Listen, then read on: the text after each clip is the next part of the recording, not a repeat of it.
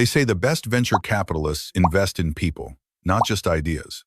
My name is Spencer Hayes, and for a living, I sift through the digital noise of Silicon Valley, looking for the solid foundations upon which empires can be built. As a partner at Northgate Ventures, I don't chase fleeting trends or flashy user interfaces. My specialty is deep tech, the complex, unsexy, essential infrastructure that powers everything else. I look for substance over style, for resilient architecture over clever marketing. My entire career is built on a single principle: a rigorous, unsentimental assessment of risk and potential. And then there was Sloan Bishop. She was the one investment I made with my heart. We met 3 years ago at a sterile tech mixer, where the air was thick with ambition and the scent of overpriced craft beer. I was the target, the man with the checkbook, and I'd spent the evening fending off a relentless barrage of pitches for world-changing apps that, in reality, would do little more than clutter a smartphone screen. I had retreated to the bar, nursing a scotch and my dwindling faith in innovation, when she slid into the seat beside me. "So, you're the guy everyone's trying to impress tonight," she said. Her voice was a low melody that cut through the room's cacophony. I looked up, expecting another pitch, another founder with more passion than product. Instead, I saw her. Auburn hair fell in a precise wave around a face that was both beautiful and fiercely intelligent. But it was her eyes, a keen, penetrating green, that held me. They weren't trying to sell me anything. They were trying to understand me. "Guilty as charged," I admitted. "Though I think I've hit my pitch quota for the night." She laughed, a genuine, warm sound. "Don't worry, I'm not here to pitch you anything. At least, not a startup." She ordered an old-fashioned, the same as mine, and introduced herself. Sloan Bishop. She worked in business development at Nexus Core, a data optimization startup I actually respected. That night, we didn't talk about her career goals or my investment portfolio. Instead, she asked me questions about computational architecture that most MBAs wouldn't even know how to formulate. She debated the merits of different server-side frameworks and spoke about technology markets with a fiery enthusiasm that lit up her entire face. She saw the poetry in the infrastructure, the beauty in the building blocks. For the first time in years, I met someone who truly got it. Our conversation spilled out of the bar and into a 24-hour diner, where we talked until the sun rose, painting the San Francisco sky in hues of orange and pink. We talked about everything from quantum computing to our shared love for obscure sci-fi novels. By the time I walked her to her door, I knew I had met someone extraordinary. Our connection was immediate and intense. Within 6 months, we had moved into a minimalist penthouse overlooking the bay, our lives intertwining seamlessly. We were the quintessential power couple. We talked startups over breakfast and debated valuation models over dinner. I, the venture capitalist who funded the future, and she, the rising star who would help build it. I thought we were building something real, something foundational.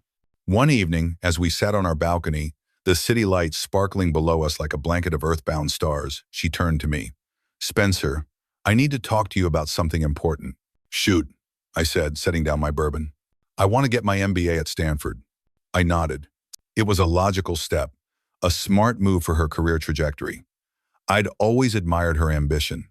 "It's not just about the degree," she continued, her green eyes earnest. "It's about the network, the pedigree. I have big ideas, Spencer. I want to build something of my own someday, something that matters." "I think that's fantastic," I said, and I meant it. She hesitated, her gaze dropping for a moment before meeting mine again. "It's expensive, really expensive. Nearly $200,000 with living expenses." I didn't blink. The number was abstract. What was real was the woman in front of me, the future I saw with her. "I'll cover it." Her eyes widened. "Just like that? No questions asked?" I pulled her closer, the scent of her perfume filling my senses.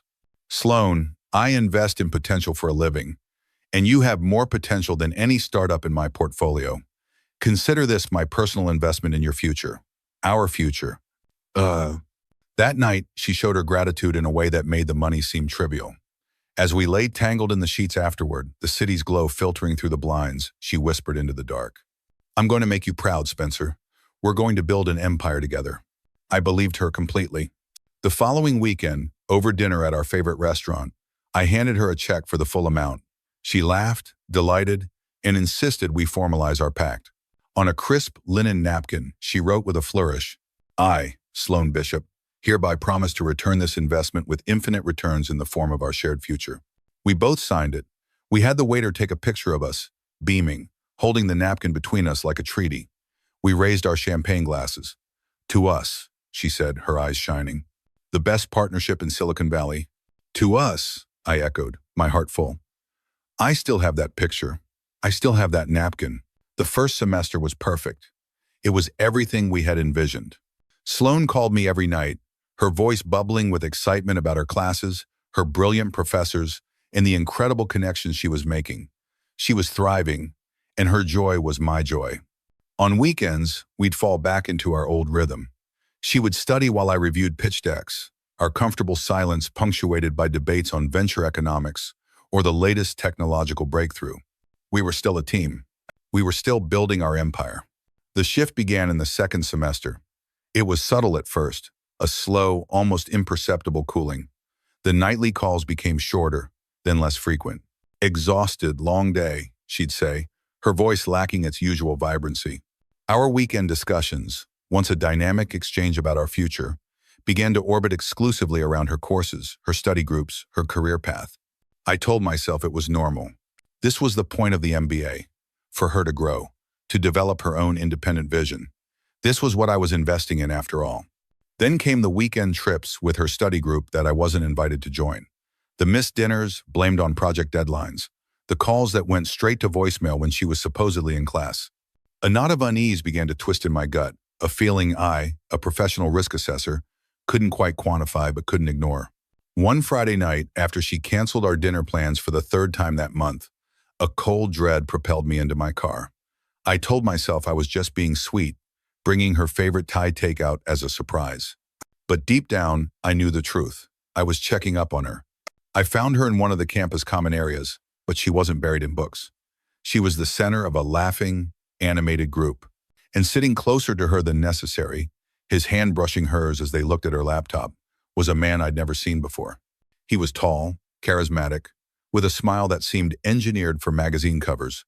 When Sloan saw me standing at the edge of the room, her own smile faltered for just a fraction of a second before she plastered on a bright, brittle version of it. Spencer, what are you doing here? Her tone was high, a little too bright. Thought I'd surprise you with dinner, I said, holding up the bag, feeling foolish. That's so sweet, she said, quickly gathering her things. Guys, this is my boyfriend, Spencer. Spencer, this is my study group. The tall man stood up, extending a hand. His grip was firm, his gaze direct. Rhett Sterling. Heard a lot about you. His smile was perfect, too perfect, like something practiced in a mirror. Funny, I replied, my voice cooler than I intended. I haven't heard anything about you. An awkward laugh rippled through the group. Sloan shot me a look, a flash of pure annoyance. Rhett just joined our cohort, she explained quickly. He sold his last startup and decided to get his MBA before launching his next venture. Etheria, right?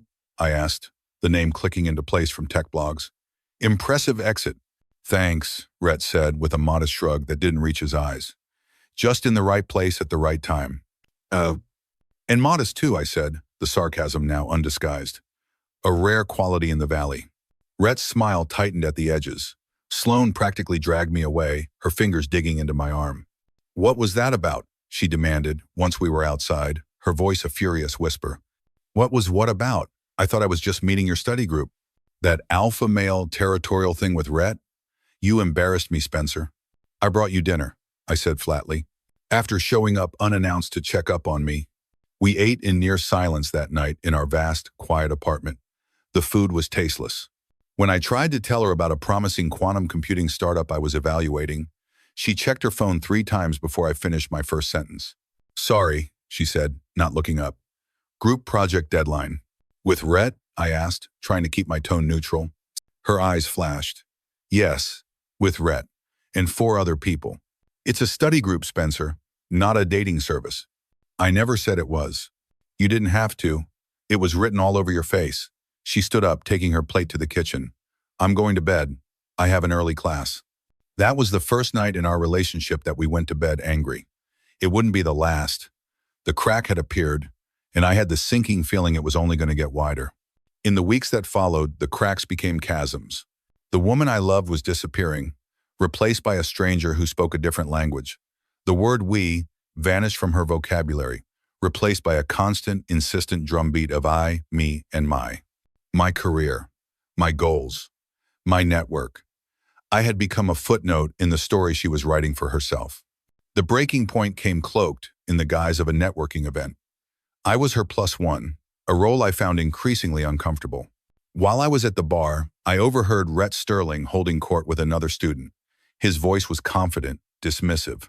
"She's wasted on that VC robot," he was saying. "She needs someone who can match her creativity, her vision, someone who builds things, not just signs checks."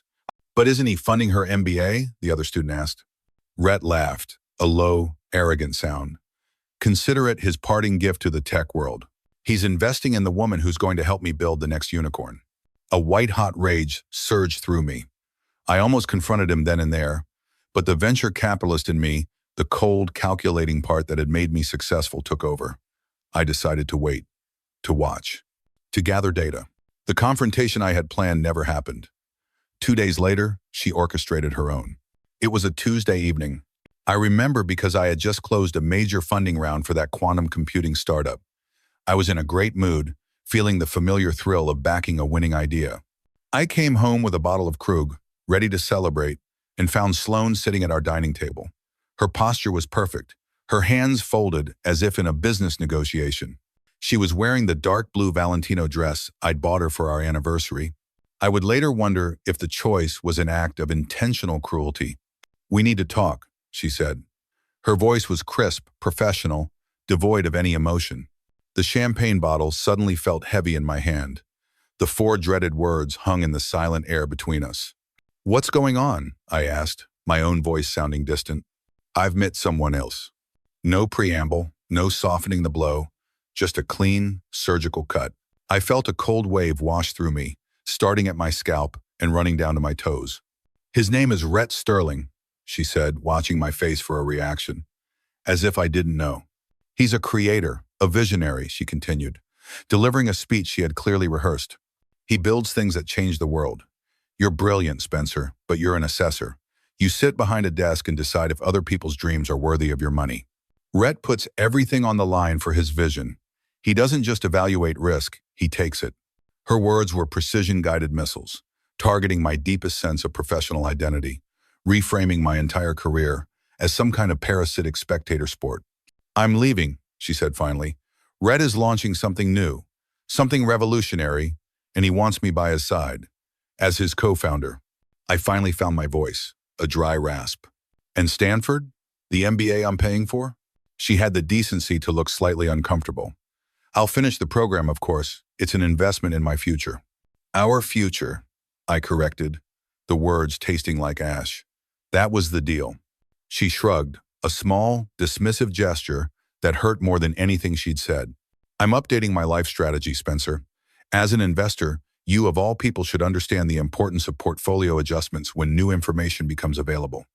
And there it was. Our relationship, 3 years of love and shared dreams, reduced to an underperforming asset in her portfolio. I didn't yell, I didn't plead. That would have given her the drama she seemed to expect. Instead, a strange, chilling clarity settled over me. I nodded slowly. "I understand completely." Her expression flickered with surprise, maybe even disappointment. She had prepared for a fight, not a surrender. "That's it? What did you expect, Sloane? That I'd fight for someone who so clearly doesn't want to be fought for?" A packed suitcase was waiting by the door. As she picked it up, I said, my voice perfectly even, "Don't forget to update your address with Stanford's billing department." She paused. "What?" "The next tuition installment is due next week. $50,000. I assume Rhett will be covering that now." Her face hardened. "That's petty, Spencer."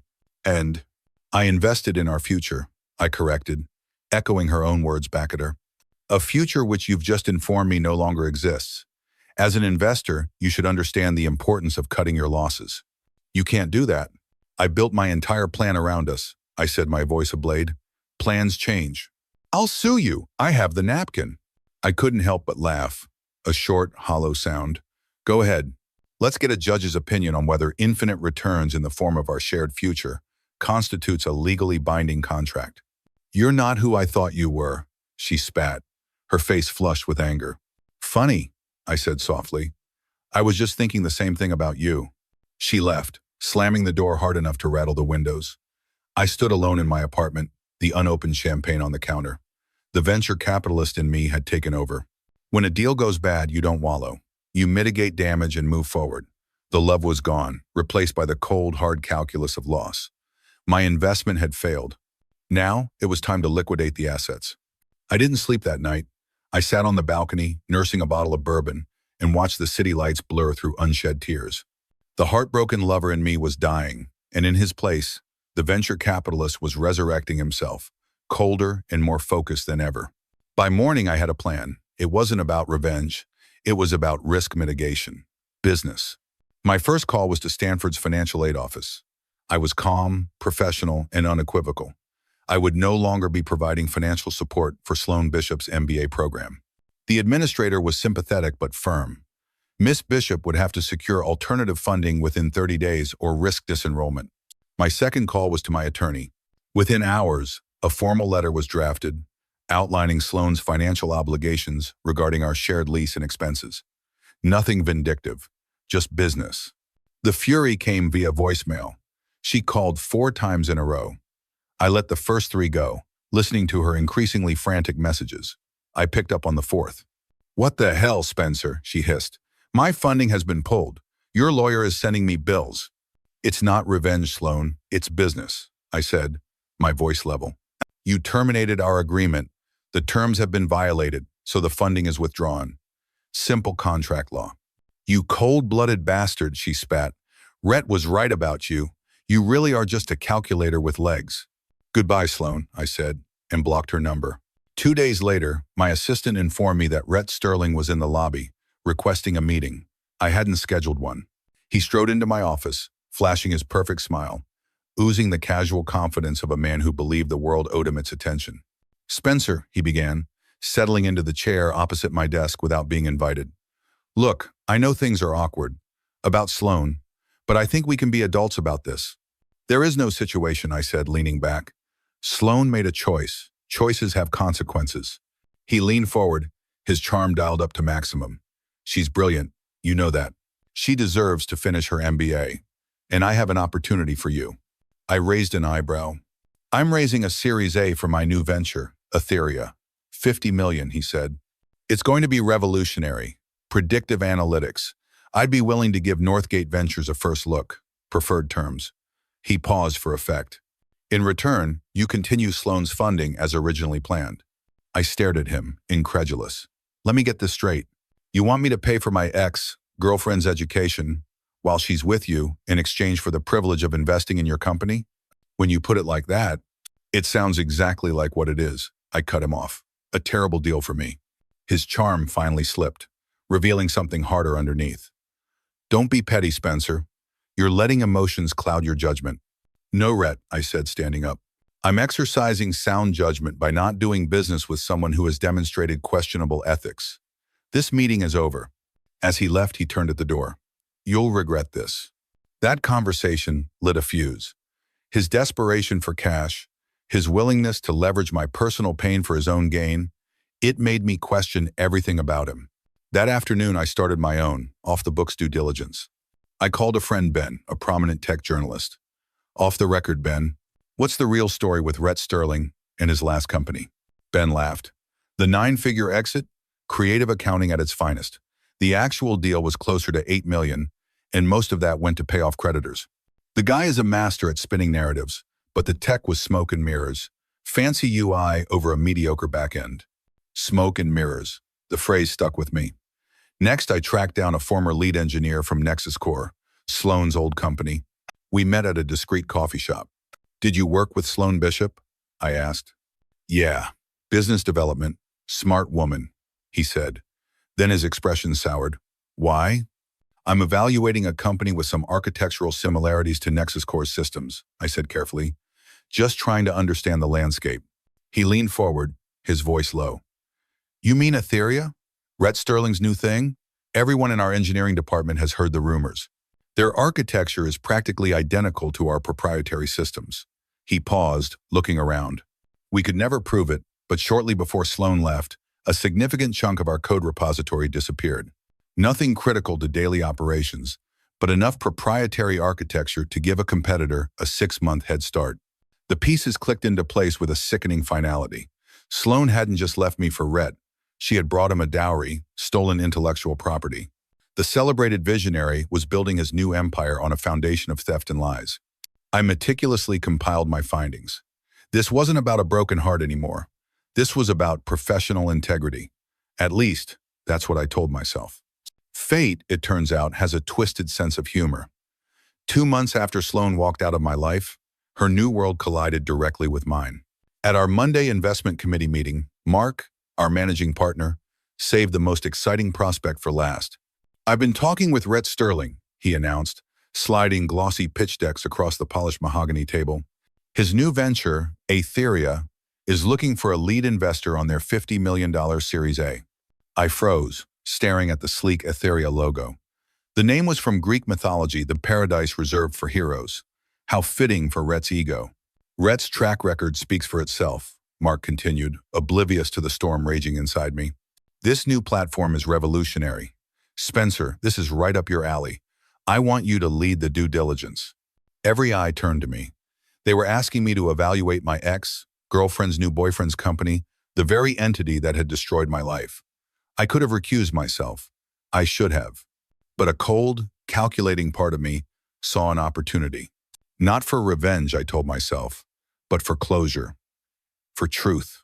"Happy to take point on this," I said, my voice a mask of neutrality. For the next 3 weeks, I was a man possessed. My due diligence on Aetheria went beyond professional thoroughness. It was an obsession. I dissected their code, cross-referenced their market data, and interviewed former employees from Rhett's previous ventures. The evidence piled up, damning and irrefutable. The day of the final presentation arrived. I was in the boardroom early, setting up my laptop with military precision. My partners filtered in, followed by Rhett's team, and then I saw them. Rhett, tall and tanned in a designer suit, and beside him, Sloan. She looked polished, triumphant. Her eyes met mine briefly, a flicker of surprise followed by a narrow, confident glint. She thought I was there to rubber stamp their funding, to hand them $50 million to build their new world on the ashes of my heart. Rhett delivered his pitch. It was flawless, a masterclass in charisma and vision. By the end, my partners were practically salivating. "Thank you, Rhett," Mark said, beaming. "Now Spencer has led our due diligence and will share his findings." All eyes turned to me. I stood up and took a deep breath.